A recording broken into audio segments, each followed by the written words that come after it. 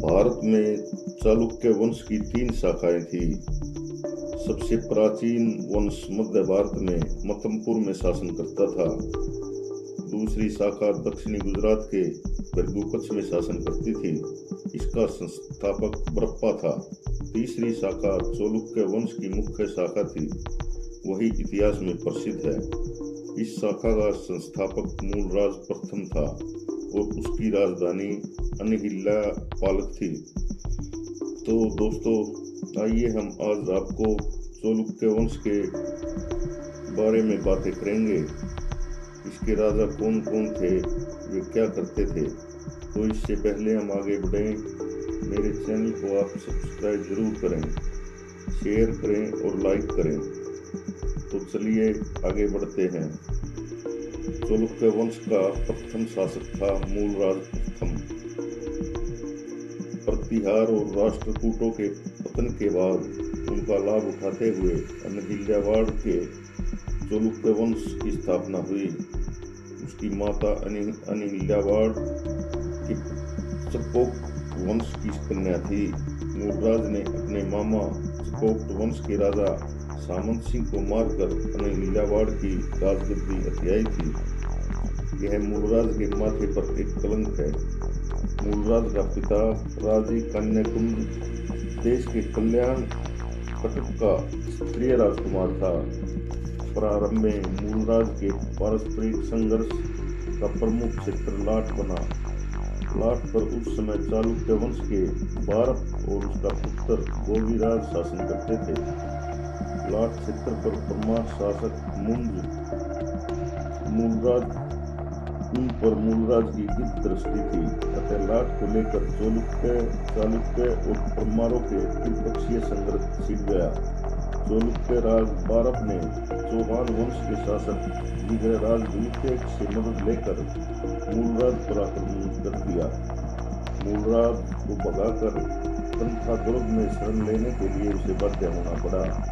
मूलराज ने कूटनीति से काम लिया और विग्रहराज द्वितीय से संधि कर ली। बारप पर आक्रमण कर लाट प्रदेश पर आधिपत्य स्थापित किया।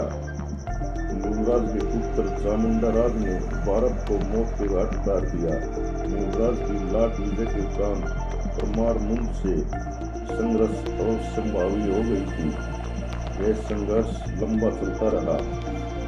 मूलराज ने अबीरों के विरुद्ध कच्छ व सौराष्ट्र में अभियान किया।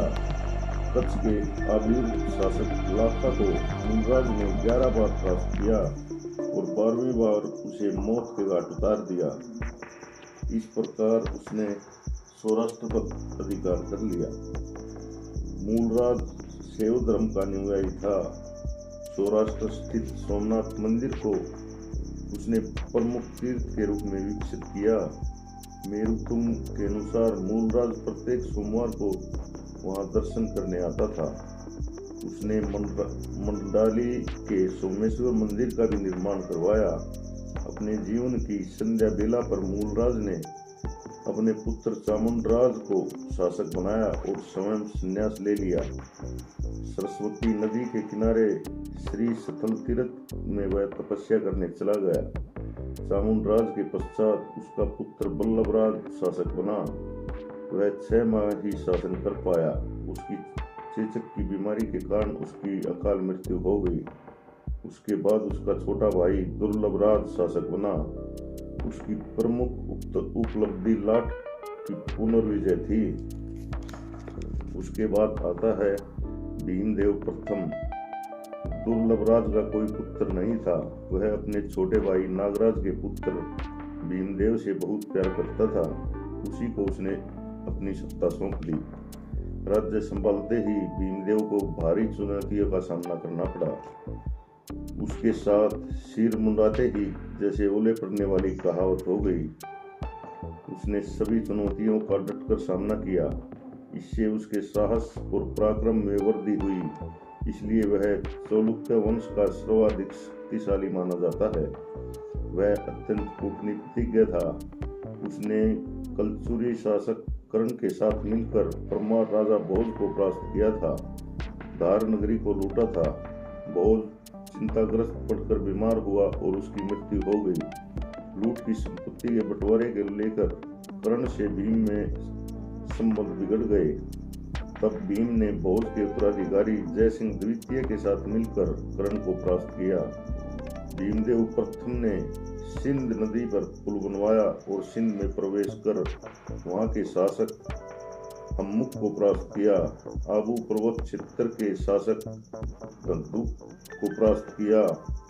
भीम के शासनकाल की प्रमुख घटना महमूद गजनवी द्वारा 1025 में सोमनाथ मंदिर पर किया गया आक्रमण था। भीम के सत्ता संभालते ही अचानक अत्यंत शीघ्रता के साथ महमूद ने यह आक्रमण किया था। भीमदेव तैयार नहीं था, अतः प्रारंभ में कंथा दुर्ग में उसने शरण ली और सैन्य तैयारियां आरंभ की। महमूद भीमदेव की बहादुरी से परिचित था, अतः उसने अचानक तेजी से इसलिए आक्रमण किया कि भीमदेव को युद्ध की तैयारी का मौका ही न मिल सके। महमूद की योजना सफल हुई और वह सीधा सोमनाथ पहुंचा। सोमनाथ नगर के निवासियों से की एक टुकड़ी ने जमकर उनका सामना किया। मंदिर के भीतर पुजारियों ने भी संघर्ष किया। वे लड़ते हुए मारे गए। सोमनाथ की मूर्ति को तोड़ डाला गया। उसका एक टुकड़ा गजनी ले जाकर वहां की जामी मस्जिद की सीढ़ियों में चुनवा दिया गया ताकि नमाज के लिए आते मुसलमानों के पैरों के नीचे वह आए। मंदिर लूट कर लुटेरा महमूद अपार धन संपत्ति गजनी ले गया। तारीख उल कामिल का लेखक इब्न उल अत्तर बताता है कि इस बीच भीमदेव ने महमूद से युद्ध की अपनी पूर्ण तैयारियां कर ली।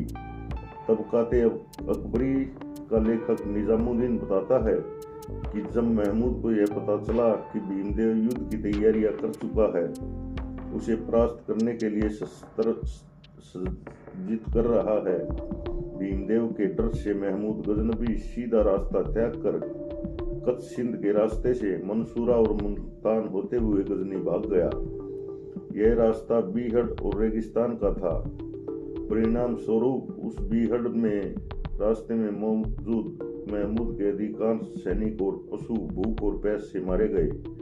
असहनीय कष्टों को सहता हुआ वह 1026 में गजनी पहुंचा।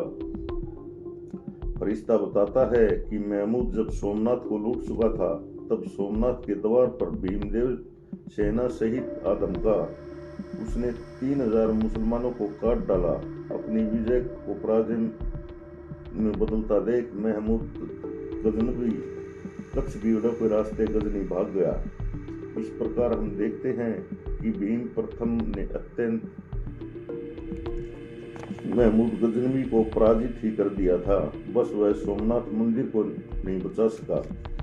भीमदेव प्रथम ने सोमनाथ मंदिर, जो पहले ईंट और लकड़ी का बना था, उसके स्थान पर पत्थर का उपयोग करके उसका पुनर्निर्माण करवाया। भीमदेव जब कंथा दुर्ग में था तो उसके 20,000 सैनिकों ने महमूद से जमकर मुकाबला किया था। ब्रह्मदेव दवीशीलम नामक 2 हिंदू राजा भी उसकी मदद के लिए पहुंचे थे। कम संख्या के कारण वे लड़ते लड़ते परास्त हो गए। उसके इस प्रतिरोध की स्मृति स्वरूप वहां एक मंदिर का निर्माण करवाया गया। भीम एक महान निर्माता था। उसने पाटन में भीमेश्वर और भट्टारिका मंदिरों का निर्माण करवाया। उसने जैन सामंत विमल शाह ऋषभदेव की स्मृति में आबू पर्वत पर दिलवाड़ा के प्रसिद्ध आदित्यनाथ जैन मंदिर का निर्माण करवाया। भीमदेव की 2 रानियां उदयमती और बकुला देवी थी। बकुला देवी का प्रारंभिक जीवन एक वैश्या का था। रानी उदयमती ने एक बड़ी बापी निर्मित करवाई जो सैत्र सिंह सरोवर से भी अधिक आकर्षक थी। भीमदेव के 3 पुत्र मूलराज, अक्षेमराज और कर्ण थे। मूलराज की ऐसे में मृत्यु हो गई थी। बकुला देवी के पुत्र अक्षेमराज ने शासक बनने से मना कर दिया था, अतः कर्ण राजा बने। अब कर्ण के बारे में। कर्ण ने कल्याणी के चालुक्य सोमेश्वर द्वितीय के साथ मिलकर मालवा के राजा जयसिंह पर विजय प्राप्त की थी। जयसिंह के उत्तराधिकारी उदयापति ने चौहान शासक विग्रहराज तृतीय से सहायता लेकर कर्ण को परास्त किया था। विग्रहराज ने उदयादित्य को सारंग नामक घोड़ा भेंट किया था, जिस पर बैठकर उसने कर्ण पर विजय प्राप्त की थी। इस विजय के उपरांत उसने मालवा को स्वतंत्र करा लिया। परमार भोज ने लाट पर विजय प्राप्त की। कलचुरी शासक कर्ण, जो चालुक्य कर्ण का समकालीन था, उसके सेनापति वापलुक ने लाट पर अधिकार कर लिया। यह चालुक्य कर्ण को बर्दाश्त नहीं हुआ, अतः उसने कलचुरी कर्ण और उसके पुत्र यश को परास्त कर लाट पर आदित्य स्थापित कर दिया। इन विजयों के अलावा कर्ण ने निर्माण कार्य में भी रुचि ली। उसने त्रेलोमल्ल की उपाधि धारण की। कर्ण ने आशापल्ली के भील शासक असावल को परास्त करके साबरमती नदी के किनारे कर्णावती नगर की स्थापना की। इसके बाद गुजरात के सुल्तान अहमद शाह ने अहमदाबाद नाम दिया। कर्ण ने कर्णावती में कर्णेश्वर मंदिर, कर्णा सागर झील बनवाई, और छब्बा देवी मंदिर बनवाया। कर्ण द्वारा बनवाया गया वास्तु का महत्वपूर्ण निर्माण अनहिल्यावाड़ का कर्णमेरु नामक मंदिर है। कर्ण चालुक्य कर्ण के समकालीन कलचुरी शासक कर्ण द्वारा जबलपुर के निकट कर्णावती नगर भी बसाया गया था। तो ये थे हमारे चालुक्य राजा। आपको ये मेरा एपिसोड कैसा लगा इसके बारे में जरूर बताएं और मेरे चैनल को सब्सक्राइब करें। धन्यवाद।